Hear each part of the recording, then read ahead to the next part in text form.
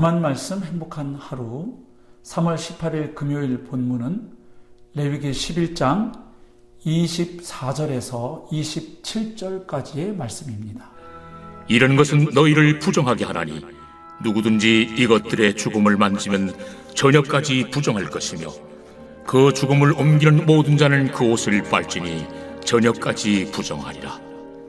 굽이 갈라진 모든 짐승 중에 쪽발이 아닌 것이나 새김질 아니하는 것의 죽음은 다 내게 부정하니 만지는 자는 부정할 것이요 네 발로 다니는 모든 짐승 중 발바닥으로 다니는 것은 다 내게 부정하니 그 죽음을 만지는 자는 저녁까지 부정할 것이며 그 죽음을 옮기는 자는 그 옷을 빨지니 저녁까지 부정하리라.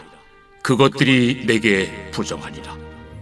땅에 기는 길짐승 중에 내게 부정한 것은 이러하니 곧 두더지와 쥐와 큰 도마뱀 종류와 도마뱀 부치와 육지 악어와 도마뱀과 사막 도마뱀과 카멜레온이라.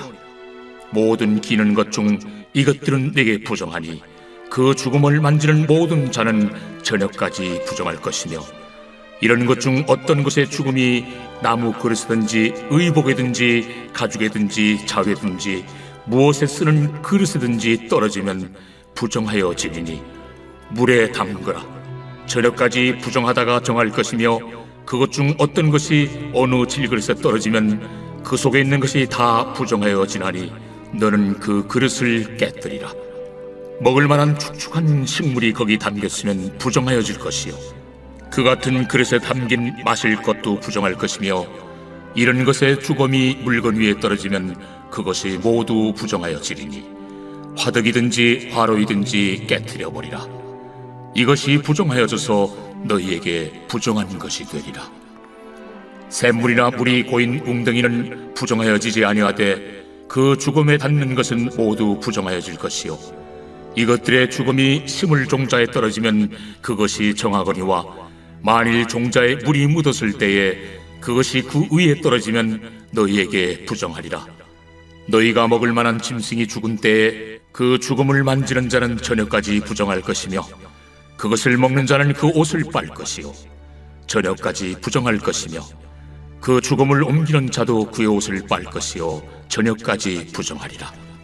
땅에 기어다니는 모든 길짐승은 가증한즉 먹지 못할지니 곧 땅에 기어다니는 모든 기는 것 중에 배로 밀어다니는 것이나 네 발로 걷는 것이나 여러 발을 가진 것이라.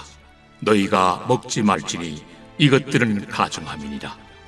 너희는 기는 바 기어다니는 것 때문에 자기를 가증하게 되게 하지 말며 또한 그것 때문에 스스로 더럽혀 부정하게 되게 하지 말라. 나는 여호와 너희의 하나님이라. 내가 거룩하니 너희도 몸을 구별하여 거룩하게 하고 땅에 기는 길짐승으로 말미암아 스스로 더럽히지 말라. 나는 너희의 하나님이 되려고 너희를 애굽 땅에서 인도하여 낸 여호와라. 내가 거룩하니 너희도 거룩할지어다. 이는 짐승과 새와 물에서 움직이는 모든 생물과 땅에 기는 모든 길짐승에 대한 규례니 부정하고 정한 것과 먹을 생물과 먹지 못할 생물을 분별하는 것이니라.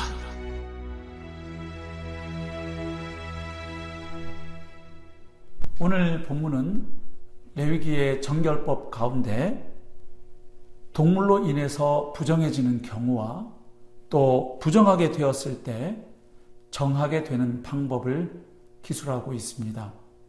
가령 동물의 부정한 사체와 접촉하면 부정하게 됩니다.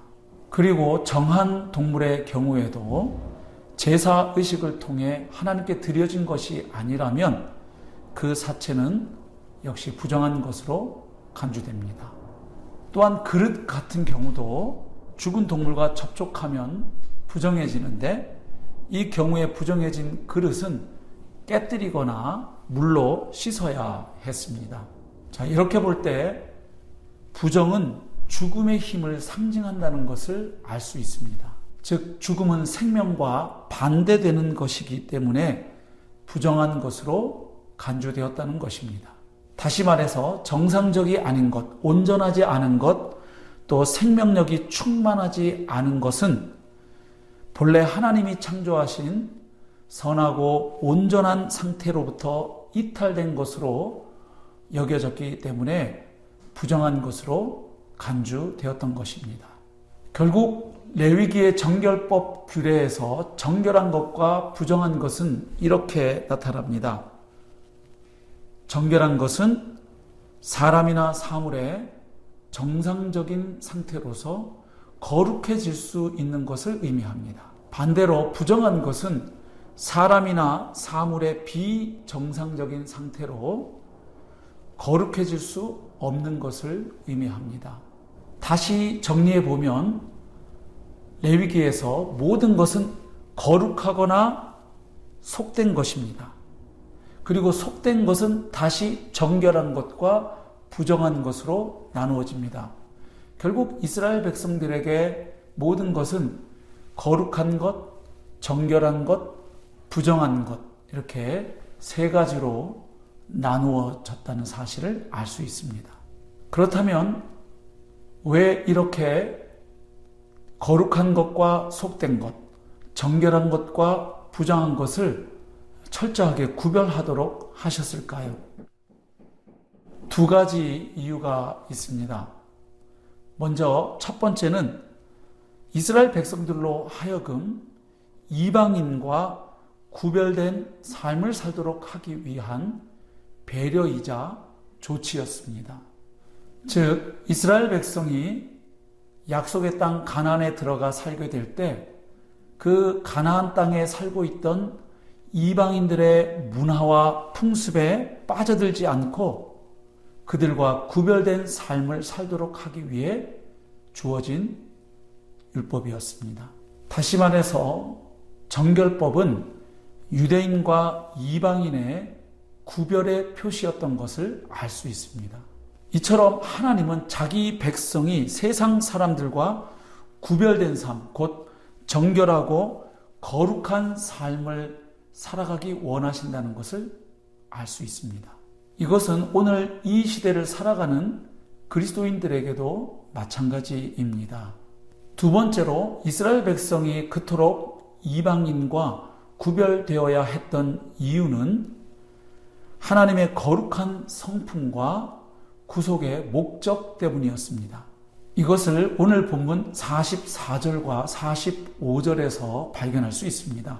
내가 거룩하니 너희도 거룩하라 하는 말씀은 바로 하나님의 거룩한 성품을 말합니다. 즉 이스라엘을 구원하신 하나님께서 거룩하신 분이므로 하나님의 백성이 된 이스라엘 사람들도 거룩해야 한다는 것입니다.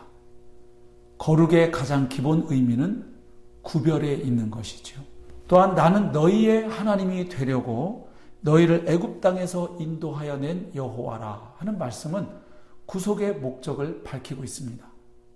즉 하나님께서 이스라엘 백성을 애굽에서 건져내시고 구원하신 목적은 바로 그들을 제사장 나라로 삼고 거룩한 백성이 되게 하려는 것이었습니다. 오늘 본문의 말씀이 신약 시대의 성도들에게 어떤 의미가 있을까요? 우선 신약 시대의 성도들은 레위기의 정결법 규례를 더 이상 문자적으로 지키지 않습니다. 왜냐하면 메시아이신 예수님께서 오셔서 친히 구약의 모든 율법을 성취하심으로 이제 신약 시대에는 유대인과 이방인의 구별이 폐지되었고 또 유대인과 이방인의 구별의 표시로서 주어졌던 정결법도 폐지되었기 때문입니다. 마가복음 7장 19절 말씀이나 사도행전 10장 28절 29절 말씀에서 이러한 원리를 발견할 수 있습니다. 하지만 우리 삶의 모든 부분이 정결하기를 바라시는 하나님의 뜻은 여전히 그리스도인들에게도 유효합니다. 즉 신약시대의 성도가 레위기에 나오는 정결법 규례를 문자적으로 하나하나 지키지는 않지만 그 정결법 규례에 담긴 하나님의 뜻은 여전히 유효하다는 것입니다. 그 정결법 규례는 하나님의 백성이 세상 사람들과 구별된 삶, 곧 하나님의 거룩하심을 닮아가는 거룩한 삶을 살아야 한다고 말씀하는 것입니다. 결국 정결한 삶, 거룩한 삶은 구원의 원인이 아니라 구원의 목적이자 결과임을 알 수 있습니다. 즉 우리가 착하고 깨끗하게 살아서 구원받는 것이 아닙니다. 하나님의 은혜로 예수 그리스도의 대속의 공로로 구원받은 성도들이 이제 그 신분에 합당한 삶, 그 은혜에 합당한 삶을 살아가야 한다고 성경은 가르쳐 줍니다. 사랑하는 성도 여러분, 오늘 하루도 말씀과 성령의 능력에 힘입어서 하나님께서 기대하시는 거룩한 삶, 정결한 삶을 살아내시기를 축복합니다. 그렇게 함으로 우리를 구원하신 하나님의 마음을 기쁘시게 해드리고 또한 우리의 삶을 통해서 세상 사람들이 살아계신 주 하나님을 발견할 수 있게 되기를 소망하며 축복합니다.